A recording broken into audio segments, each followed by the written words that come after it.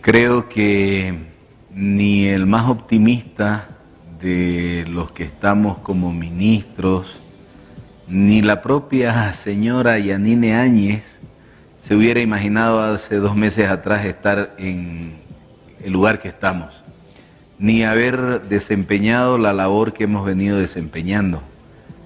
Sin lugar a dudas han sido días muy largos y noches muy cortas las que nos han llevado en este proceso, y solamente le pedimos ayuda a Dios para que nos dé la serenidad, la tranquilidad de poder tomar las decisiones más adecuadas. En su caso le pregunto, ministro, ¿son los 16 días más intensos de su vida? Sí, creo que nunca tuve 16 días tan intensos. Jornadas de trabajo de aproximadamente 19 a 20 horas al día, sin sábados ni domingos. Estos 16 días han sido total y absolutamente ininterrumpidos.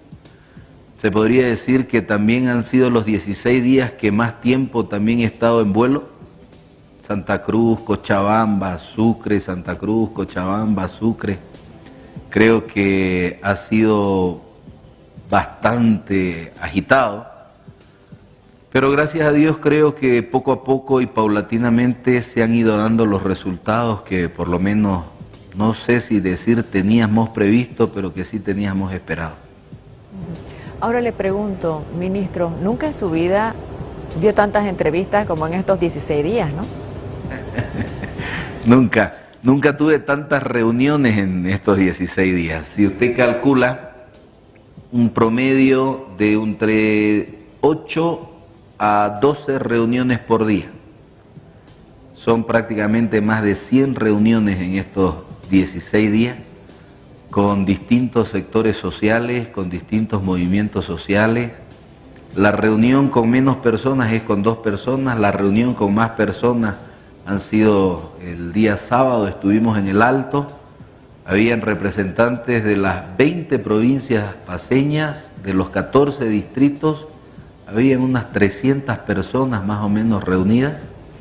Entonces, obviamente, jamás lo había imaginado. Peor yo, que le había hecho cruces a la política. Yo había dicho que nunca me iba a dedicar a la política, pero como siempre digo, los caminos de Dios son insondables e inexplicables. Entonces, aquí estamos. Dígame, ministro, ¿qué dice don Jerez Justiniano Talavera? ¿Cómo lo ve a su hijo? ¿Lo llama? ¿Le dice por qué dijiste esto? ¿Vas bien? ¿No vas bien? ¿Qué dice un hombre con tanta experiencia, rector de universidades públicas, privadas, concejal con mucha trayectoria? ¿Qué le dice su papá? Creo que ahora ya estos días ya se ha calmado un poco. Fue un buen consejero. Hemos conversado muchas noches hasta las 2, 3 de la mañana, conversando sobre esto. Obviamente de él es su vida la política, ¿no? Yo creo que se apasionó tan solo de verme en esas circunstancias, y ahora, como él mismo me dijo, ¿no?, se siente más que orgulloso, satisfecho de ver que prácticamente su hijo logró lo que él tanto buscó. Y él me dijo el otro día: yo lo busqué toda mi vida y vos lo conseguiste en menos de un mes, me dijo. Y obviamente eso, que le llene a él de satisfacción, a mí me llena de satisfacción también que mi padre sienta eso, ¿no? Mire la casualidad, la imagen que está su papá está con camisa amarilla. Usted, no sé si será por la luz, pero ¿está con camisa amarilla usted? Sí, camisa amarilla también. Ay, y el fondo es el mismo. Sí. Lo que es la vida, ¿no? Un hombre que ha vivido intensamente la política, y usted, que no aparecía en la política, fue presidente del Club Blooming, y de pronto ministro de la presidencia, y de pronto 16 días intensos, un país conflictuado. ¿Cómo es la vida, no? Uno puede proponerse algo y la vida le propone otra cosa. A veces la vida no solamente nos da oportunidades, sino que nos da situaciones que si uno no las aprovecha, probablemente pase desapercibido. Creo que todas las personas necesitamos, de alguna manera u otra, satisfacciones para ser feliz. Y al final y al cabo, la felicidad no son más que la suma de pequeñas satisfacciones que nos permiten llevar a cabo la suma de los pequeños momentos de tristeza. Entonces, la vida nos dio esta oportunidad, creemos que estamos siendo útiles, creemos que de alguna manera, si bien es cierto, en mi profesión siempre creí que era una profesión de servicio, pero creo que ahora esta actitud y actividad de servicio se ha reflejado en una mayor intensidad. Ahora le pregunto, de todas las cosas que le pueden haber dicho, que le puede haber dicho don Henry Justiniano Talavera, para estos 16 días, ¿qué le ha servido más? Creo que el mensaje de serenidad, de templanza, de frialdad que hay que tener en este tipo de situaciones. Fíjese usted que tuvimos que enfrentar momentos de tensión muy álgida. No debo desconocer o dejar de reconocer que hubo momentos en algunas reuniones en las que tuve miedo de ver gente tan exasperada, tan alterada, pero creo que lo más importante siempre fue ese mensaje de muchas personas, ¿no? Porque fue casi al unísono, que Dios lo ayude, que Dios lo acompañe. Creo que eso era lo que nos dio la suficiente serenidad como para poder afrontar esos momentos difíciles, ¿no? Hubo momentos en que tuve miedo, dice. Normalmente la gente no confiesa que tuvo miedo. Y usted lo está haciendo y quisiera que nos pueda contar, por favor, en qué momento y qué situación. Hubo varios, ¿no?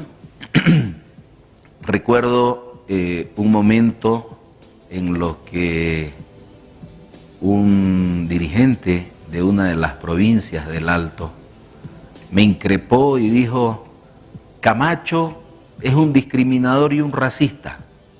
Y usted ha sido su asesor, por lo tanto usted es un discriminador y un racista. A Camacho hay que agarrarlo a chicote. A usted también hay que agarrarlo a chicote. Entonces, evidentemente, dígame quién no va a tener miedo si yo estaba solito. Solamente me acompañaba a lo lejos el viceministro de Asuntos de Coordinación con los Movimientos Sociales y detrás el personal de seguridad, que era una sola persona que me estaba acompañando y que me acompaña en todo momento. En un coliseo donde prácticamente estaba total, era un auditorio en realidad, casi lleno, en un 70-80% lleno, tendría una capacidad para unas 500 personas. Y evidentemente cuando a uno le dicen eso y uno mira a su alrededor y ve que no tiene amigos, entonces evidentemente que en ese momento siente miedo. Pero no es malo sentir miedo. Sentir miedo es cuando precisamente uno en esos momentos de debilidad es cuando en vez de mirar a los costados tiene que mirar hacia arriba. Y cuando uno mira hacia arriba y tiene miedo, es como dice el Salmo, ¿no? Aunque ande en valle de sombra y de muerte, no temeré mal alguno porque tú estarás conmigo. Ahora le pregunto, esto que ocurre cuando le dice hay que agarrarlo a chicotazos, ¿eso era en el Alto?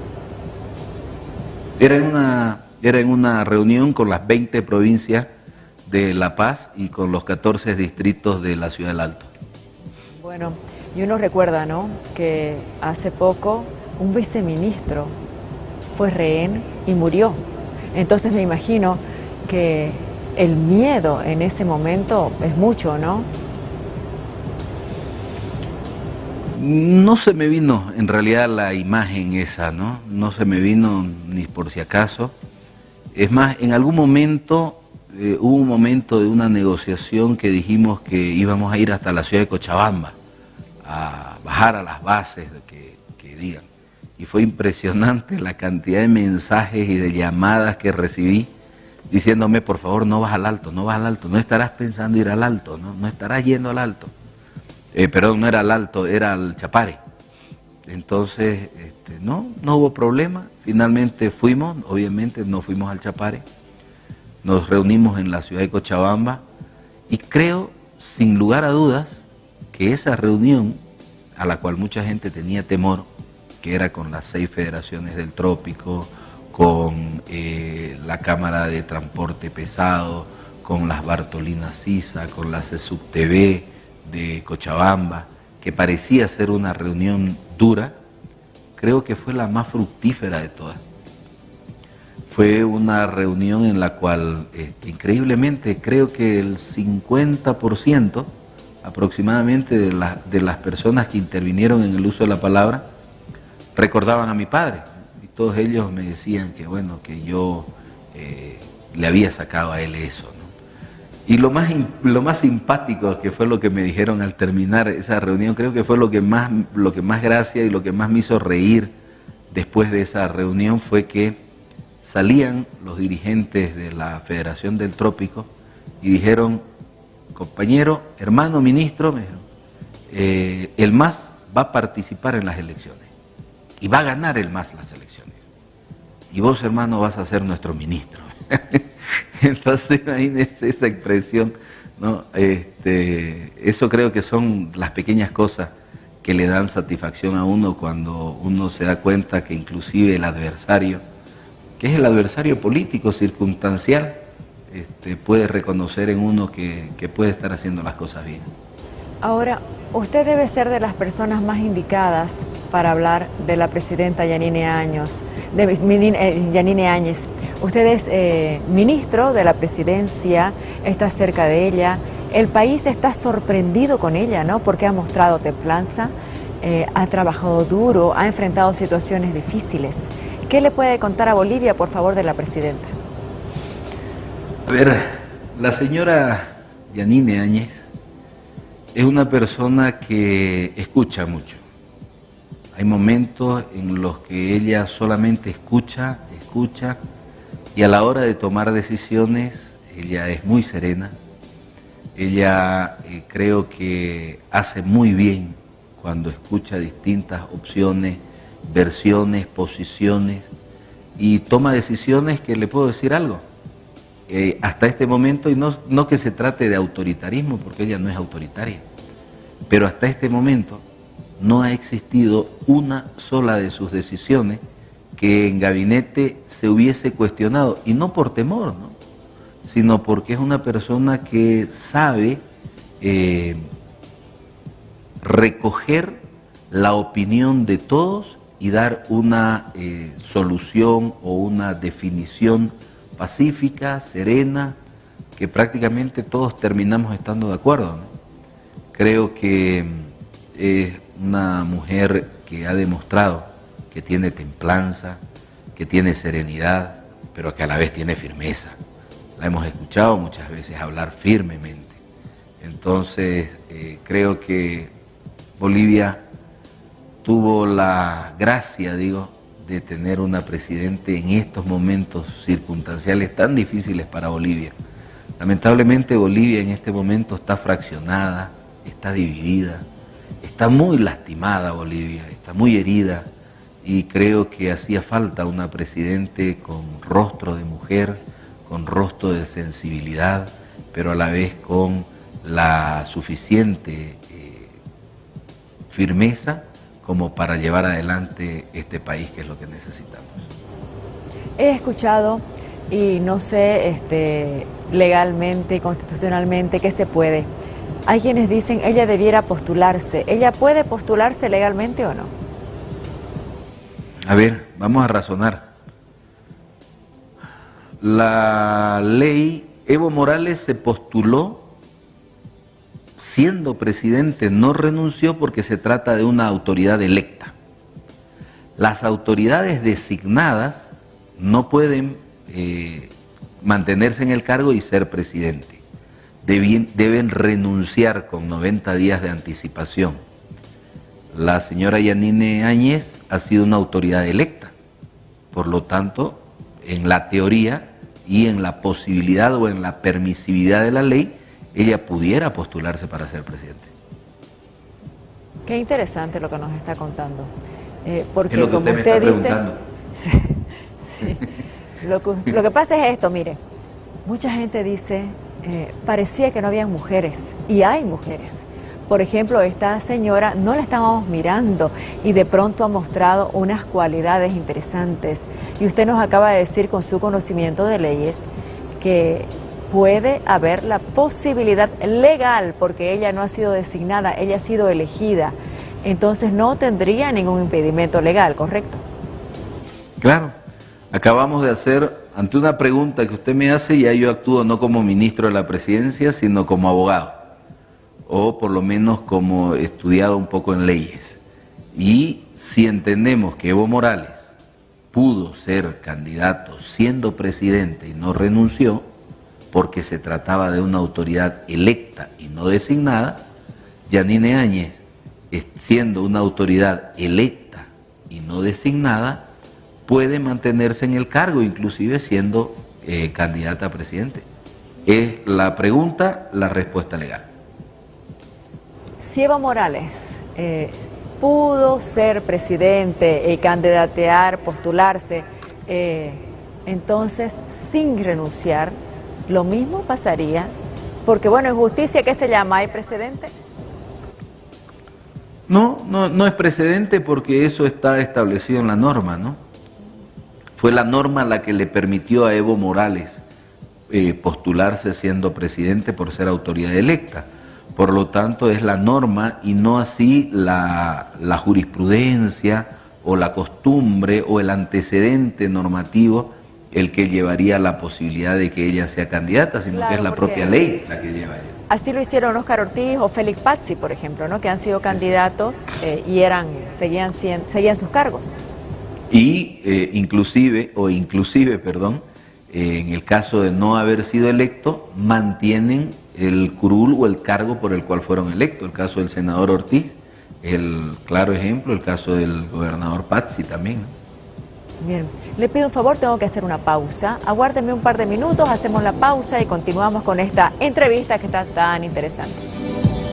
Estamos conversando con el ministro de la Presidencia, Jerez Justiniano. Van 16 días de gobierno, intensísimos 16 días de gobierno, con múltiples tareas, con múltiples desafíos. Toman el gobierno en un momento en el que el país está totalmente convulsionado. Hoy la tranquilidad se ha recuperado. Hoy circulan los buses, hoy hay transporte interdepartamental, los productos que no llegaban a los mercados ya están llegando a los mercados. Bueno, el país está recuperando la normalidad, las elecciones ya están en marcha, ministro, ya hay un vocal electoral designado, 16 días intensos. Quiero preguntarle algo, por favor. ¿Qué aprendió en 16 días? Que la paciencia es la madre de todas las virtudes. Lo sabía, muchas veces lo dije, pero creo que en estos 16 días es lo que más he tenido que experimentar. Lidiar con situaciones extremas, convocar un diálogo en el que ambas partes tienen posiciones extremas y llegar a una concertación, creo que es producto de la paciencia. Entonces eso he aprendido que hay que escuchar más que hablar, he aprendido que Bolivia es un país que está terriblemente lastimado y que únicamente el diálogo, únicamente la concertación y sobre todo el respeto es el que puede empezar a tratar de sanar las heridas que tiene Bolivia. Creo que esa es el mayor aprendizaje que he podido tener en estos días. ¿Cómo se aprende siendo autoridad que hay que escuchar más que hablar? Porque se supone que muchas veces la gente quiere que la autoridad hable. Pero, ¿qué es lo que hizo? Primero escuchar lo que pedían. ¿Usted entra a una reunión con una posición o la va formando la posición, por favor, como la forman las posiciones los japoneses, ¿no? Según cómo se va planteando el encuentro. A ver, cuando entramos a una reunión, lo primero que hacemos es escuchar. Yo traslado a la palabra a las personas que están hablando o que están reunidas y escucho a todos los que quieren hablar. A veces por esa razón las reuniones duran 2, 3 horas. Otras veces son más breves, 40 minutos, 30 minutos.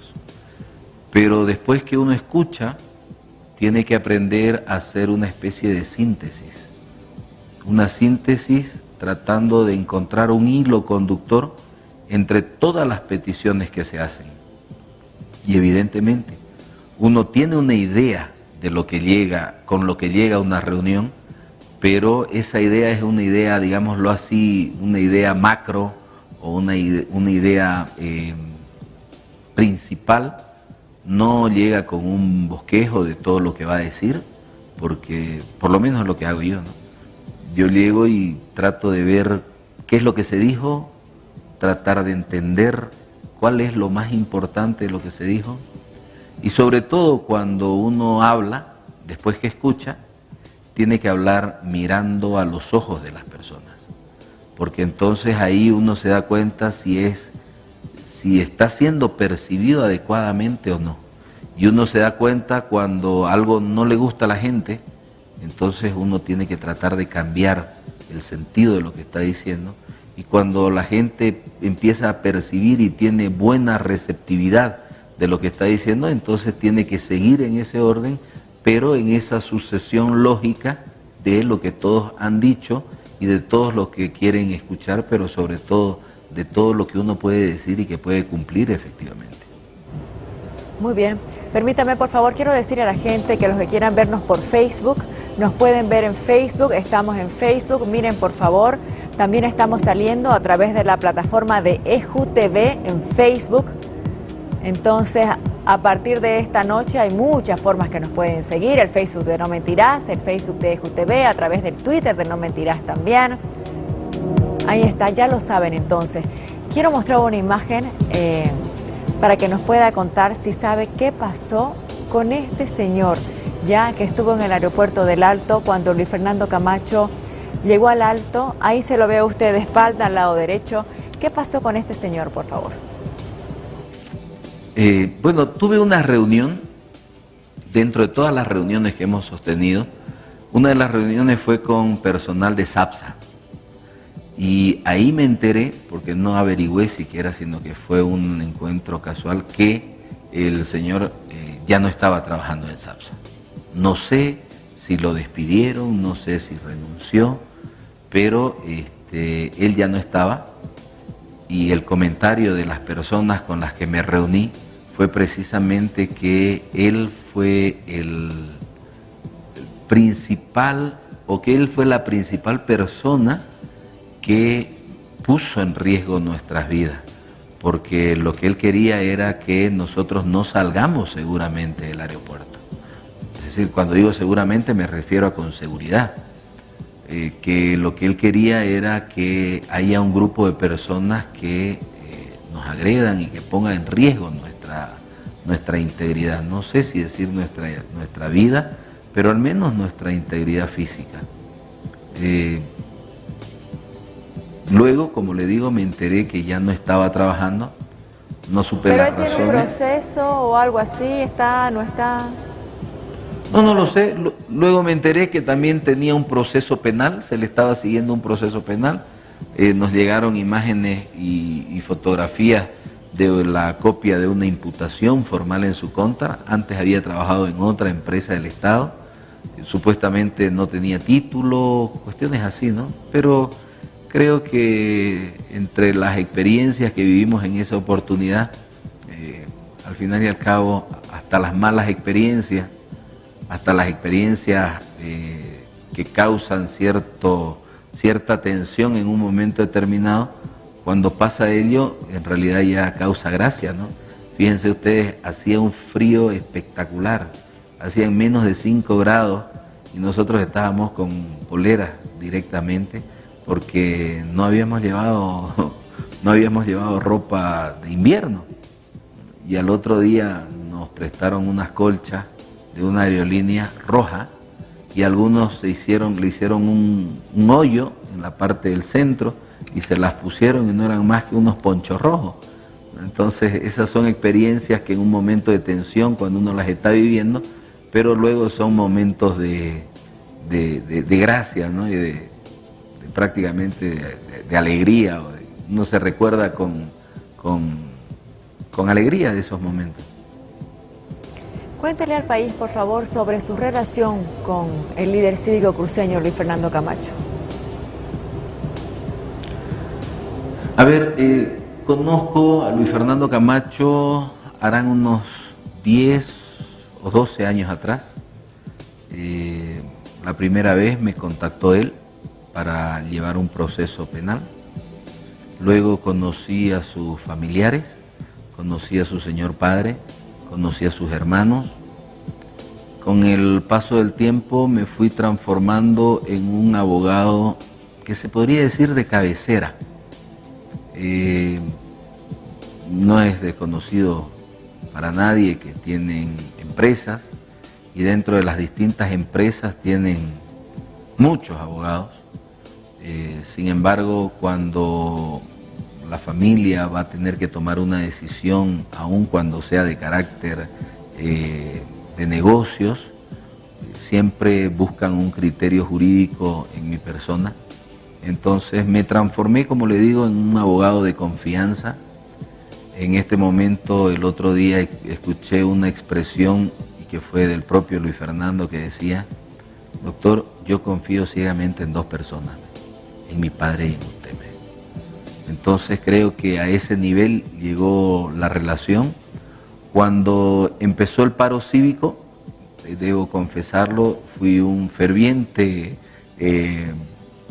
partidario del paro cívico porque estuve los primeros 3 días prácticamente acatándolo, el paro cívico. Fue recién el 4.º día que, a solicitud del papá de Luis Fernando, me dijo que él necesitaba que yo esté ahí apoyándolo, y a partir de ese día creo que prácticamente hasta el 12 de noviembre estuvimos todo el día, todos los días. Luego cuando vinimos a La Paz también, todo el tiempo, y evidentemente él lo que hizo fue delegarme la responsabilidad de poder hablar con los distintos sectores sociales, y le estoy hablando antes que el expresidente Evo renuncie, y él le decía a todas las personas que iban a buscarlo a él, porque iban a buscarlo a él, obviamente no iban a buscar a Jerez Justiniano, ¿no? Iban a buscar a Camacho, como decían. Y él decía: miren, si hablan conmigo o si hablan con el doctor Jerez, es como si hablaran conmigo. Entonces, a ese nivel de confianza, a ese nivel de amistad, llegó nuestra relación. Siempre el hilo conductor fue el aconsejamiento y el asesoramiento jurídico hasta el día de hoy prácticamente. Entonces, y eso permitió, y no lo voy a desconocer ni lo voy a negar, que yo me encuentro aquí porque estaba acompañando a Luis Fernando Camacho. Yo no me encuentro aquí por los méritos de Jerez Justiniano. Yo me encuentro aquí porque era el asesor y era el abogado en ese momento de Luis Fernando Camacho. Y lo he escuchado, he visto que usted lo está animando para que él se pueda postular, ¿correcto?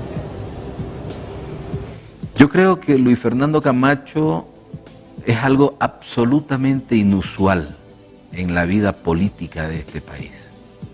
Que yo conozca, no conozco la historia de Bolivia al detalle, como la puede conocer un historiador, pero creo que nunca ha existido un liderazgo que ha crecido de manera insurgente y, como ya lo he dicho, no me atrevería a decir siquiera un liderazgo rápido, ni siquiera un liderazgo fugaz. Ha sido un liderazgo meteórico, a la velocidad de un meteoro más o menos. ¿Por qué? Y yo se lo digo a veces a la gente con la que me reúno. ¿Quién escuchó hablar de Luis Fernando Camacho hace 3 meses atrás? Nadie, absolutamente nadie. Y ahora hablar de Luis Fernando Camacho se trata de hablar de un referente en Bolivia. Es un referente en Bolivia a nivel internacional inclusive, ¿no? miramos prácticamente todos los noticieros que hablan del mundo, que hablan de Bolivia, de alguna manera u otra se tienen que referir a Camacho. Entonces, yo le digo que este es un momento histórico que él no puede dejar de aprovecharlo. Y no porque se trate de aprovechar para ser presidente, sino porque mucha gente ha descargado en él su esperanza. Usted no se imagina, Jimena, lo que a mí me dicen, peor a él. No, me abrazan a mí, lo abrazan a Luis Fernando, y la gente aquí en la ciudad de La Paz, ¿no?, expresa un agradecimiento. O sea, no es una sola sensación de decir, ah, lo vi, lo conozco, o estoy cerca de él, sino que es un agradecimiento. Evidentemente, como todo, ¿no es cierto?, hay un sector de La Paz, hay un sector de Bolivia que siempre va a mostrar y va a decir que él es todo lo contrario a lo que la mayoría de la gente piensa. He tenido reuniones con la CIDOP, por ejemplo, o la CESUC TV, la única departamental de Santa Cruz, donde los discursos en contra de Camacho son bastante encendidos, ¿no? Antes de ayer escuché que uno de los dirigentes, en realidad creo que era una señorita, pedía al Ministerio Público, porque estábamos en una reunión con el señor fiscal, pedía al Ministerio Público que le inicie un proceso penal a Camacho. O sea, hay de todo, ¿no es cierto?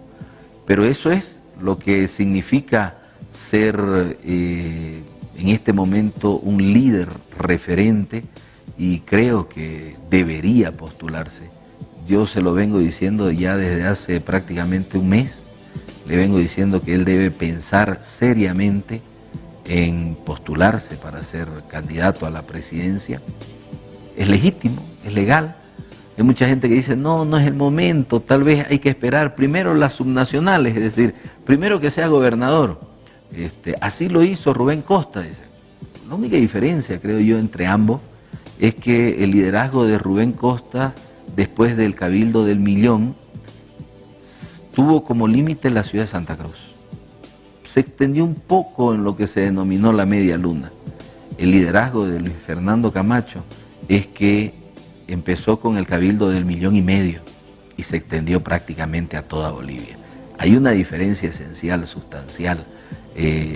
Por esa razón creo que él debería, y yo lo vengo insistiendo, creo que poco a poco la está madurando más la idea, que él debería ser un candidato para Bolivia, porque más allá de lo que piense mucha gente allegada al MAS, que él es discriminador y racista, yo creo que en el verdadero sentido de la palabra, él más bien ha logrado unir a Bolivia. Nunca vamos a lograr una percepción o una idea total, nunca todos vamos a estar de acuerdo, eso es cierto, nunca nos vamos a poner de acuerdo. Por eso es que la democracia es el gobierno de la mayoría. Creo que en este momento existe una gran mayoría que en torno a Luis Fernando Camacho han sentido que nos hemos liberado, han sentido que hemos recuperado la democracia, han sentido que sienten o han sentido que se respira más tranquilidad, y evidentemente lo encaran o lo encarnan a Luis Fernando Camacho con ese sentimiento. Usted dice, hay una diferencia abismal entre Camacho y Costas, y usted lo conoce a Luis Fernando Camacho probablemente más que la mayoría de los bolivianos, ¿no? Hace 10, 12 años. Le pregunto por esto, si usted pudiera anotar 3 virtudes que han permitido este crecimiento meteórico de él, y si usted conoce 3 defectos que le puede encontrar, por favor, para ayudar a, como usted dice, la gente no lo conocía hace 3 meses, a pintar su retrato. A ver, las 3 virtudes creo que son fáciles de encontrar. La fe, la esperanza y la valentía. Sin lugar a dudas, creo que esas 3 virtudes son las... Fe, esperanza y valentía, dice, ¿no? Sí. Fe, porque es una persona que... Hay una experiencia interesantísima de Luis Fernando con la conferencia episcopal. En un momento, Luis Fernando dice, lo que pasa es que yo creo que Evo Morales va a renunciar. Y uno de los padres dice, no, pero hay que analizarlo. la diferencia, padre, es que yo tengo fe, le digo. Se imagínese, ¿no es cierto?, al padre que le diga que él tiene fe. Entonces, evidentemente, y la esperanza viene siempre de la fe, porque si uno tiene fe, tiene esperanza que lo que viene es mejor. Por eso es que muchas veces él caminaba sobre seguro y él decía, hagamos esto, porque vamos a lograr esto, vamos a lograr y vamos a lograr. Entonces, ahí había la esperanza. Y finalmente la valentía, el coraje, porque no por nada el apodo del macho Camacho, ¿no es cierto? Creo que esas tres virtudes son las que se podría decir que se destacan principalmente en él. Tres defectos. Todas las personas tenemos defectos. Creo que uno de los defectos es que le falta la suficiente claridad política para tomar decisiones. No es una persona esencialmente política. Fíjense ustedes, su discurso, su forma de discursear no es la de un político tradicional. Él tiene un tono siempre medio, no es aburridor, no es cansador, propio de un abogado, pero no de un político. Entonces le falta evidentemente esa sed o ese instinto político, que lo suple, sin embargo, con oír a distintas personas y tomar decisiones. Las decisiones siempre las toma él, nadie se las ha impuesto a lo largo de todo este tiempo que hemos estado juntos, ¿no? Otro defecto que podríamos decir sería, digamos, la falta de oratoria política, que si bien es cierto, como decía, él mantiene un discurso estable, pero todavía le falta decir cuándo levantar la voz o cuándo bajar la voz. Le falta todavía el momento de que el discurso suba a un clímax y arrancar un aplauso de la población. Esos son aspectos, pero que eso los ha ido, desde el primer discurso que dijo hasta el último, creo que ha mejorado. Pero miren ustedes la imagen que tenemos. Permítame, parecería que eso es de forma y no de fondo, ¿no? Al final. Es que los defectos siempre son de forma y no de fondo. Bueno, además fíjese algo, ¿no? Con esa poca experiencia que usted dice que tiene para la oratoria política, era el que más cautivaba, ¿no? Y captaba la atención, ¿no? Cuando hablaba ante la multitud, porque no es fácil hablar ante una multitud. Porque él siempre tenía algo. Él utilizó una estrategia. ¿Cuál fue la estrategia que él utilizó? La estrategia era siempre tener algo que decir al final que mantenga a todos con una expectativa, ¿no? Fíjense ustedes, el tema de la carta, ¿no? Primero era, vamos a presentar algo, y presentaron una carta. Después dijo, no, vamos a llevar la carta. Y después dijo, no, vamos a llevar la carta y no nos vamos a venir hasta que Evo renuncie. Eran cosas que iban manteniendo y cautivando la atención. El esquema de sus discursos, sin embargo, ustedes fíjense, él leía, él tenía un punteo, quiere decir que él trabajaba sus discursos, él los tenía en cierto orden lógico, porque evidentemente él hacía un esquema de sus discursos. Y eso le permitía, como usted dice, cautivar la atención porque era lo que la gente quería escuchar. Bueno, ¿y el tercer defecto? ¿Qué puede ser? En realidad no se me ocurre, y no quiero decir con esto que no tenga más defectos, ¿no? Solo que no se me ocurren en este momento. Bueno, le pregunto por favor, ¿y usted se va a quedar en la política porque hace 3 meses usted no pensaba en esto? De repente pensaba ir a Blooming, buscar un título o seguir como abogado y de pronto la vida lo ha sorprendido, ¿no? Para usted, esta es una experiencia que está disfrutando, aprendiendo, creciendo. ¿Encontró su hábitat natural ahora? A ver, a veces eso es lo que no me gusta de este programa, que uno no tiene que mentir, ¿no? Claro. Le tengo miedo venir a este programa, siempre digo, porque aquí no tengo que mentir. No debo, o sea, no debo negar que sí estoy disfrutando del momento. No debo negar que es arduo. Hoy día, solamente por notar, estaba en la ducha y no podía abrir mis ojos de sueño. Ayer llegamos de Santa Cruz a las 3 de la mañana y hoy a las 7 ya tenía que estar en un programa. Entonces es arduo, es duro, pero es placentero porque, y no digo porque cause placer vano, sino porque uno se da cuenta que después de una reunión hay gente que llega tensa, hay gente que llega preocupada y de repente la gente se va tranquila, se va contenta, se va satisfecha. Esas cosas son las que dan satisfacciones. Usted me pregunta si me voy a quedar en la política. Le pregunté también esto, si cree que encontró su hábitat natural, porque no se olvide que usted tiene una herencia, ¿no?, política. Claro. Y usted no había estado en ese terreno hasta ahora. Yo tengo dos experiencias que uno a veces en la vida, por más que le diga no a muchas cosas, termina haciendo todo lo contrario. Mi primera experiencia fue como abogado. Yo dije cuando estaba a punto de titularme que yo jamás me iba a dedicar a los procesos penales. ¿Cómo yo iba a ir a la PTJ? Decía. En ese entonces se llamaba PTJ, ahora FELCC. No, jamás, no voy a ir. El 90% de mis casos, luego que me dediqué al ejercicio de la profesión, terminaron siendo penales. Y luego dije que nunca me iba a dedicar a la política y que las veces que participé en política, más que participar en política, participé en campañas políticas, que no es lo mismo. ¿Por qué? Porque era cuando mi padre era candidato.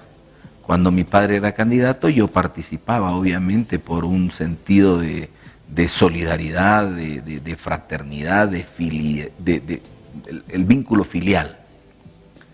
Las veces que mi padre no fue candidato, nunca hice política. Nunca participé de una campaña política. Pero esas fueron las dos circunstancias y terminé dedicándome al derecho penal y terminé haciendo en este momento lo que había dicho que no iba a hacer en política. Por lo tanto, ya no me atrevo a decir no me voy a dedicar a la política o me voy a dedicar a la política porque de repente surge otra cosa. Creo que como persona siempre tuve un sueño. Aún siendo abogado, mis metas, mis planes eran alcanzar satisfacciones a costa de las satisfacciones de otras personas. Es decir, en mi profesión yo encontraba satisfacción cuando un cliente se quedaba satisfecho. Esa era mi satisfacción. Ahora, como lo dije al principio, mi satisfacción es mayor, porque veo que mucha gente queda también satisfecha. ¿Qué va a pasar en el futuro? Así como dije que Dios tiene caminos insondables, misteriosos, porque el apóstol San Pablo dice que el misterio del amor es eso, un misterio. Y esto es prácticamente un misterio. Creo que lo único que me ha quedado, hoy día un amigo que estudiamos juntos teología, me escribió un mensaje y me dijo, hermano, estoy haciendo ayuno por vos. Me dijo. Entonces yo le dije, hagamos un trato, vos haces ayuno y yo me encomiendo a Dios. Entonces creo que lo que he hecho ha sido encomendarme a Dios, a encomendarme a que lo que venga por delante, que sea su voluntad. ¿Usted estudió teología, dice? Sí, 5 años. 5 años. ¿Para ser sacerdote o no, yo estudié en lo que se denomina el Seminario Adventista Latinoamericano de Teología. El Seminario Adventista Latinoamericano de Teología tiene sedes en Cochabamba, tiene sedes en la Argentina, tiene sedes en Chile, tiene sedes en el Perú, en lo que es Latinoamérica. Yo estudié mis 2 primeros años en Argentina y los 3 últimos años en Chile. Y obviamente lo que iba a ser pastor. Iba a ser pastor. Bueno, ¿y por qué no fue? Porque como dice la Biblia, el que se arrepiente se salva. Me arrepentí. Bueno, cierro con esto. Usted fue presidente de Blooming, ¿correcto? Sí. ¿Va a haber su primer clásico como ministro este domingo o no? La semana pasada estuve en Santa Cruz. Fui el sábado, mi hija cumplió 15 años, entonces estuve con ella y pensé yo que el clásico iba a ser el domingo y entonces tuve que venirme de urgencia y estaba realmente triste porque dije no voy a poder ir al clásico, pero ahora que el clásico es este domingo voy a pensar seriamente ir solamente a ver el clásico. Muy bien, ojalá que le traiga suerte a su equipo. Le agradezco su presencia esta noche en No Mentiras. Muchas gracias, como siempre el agradecido soy yo.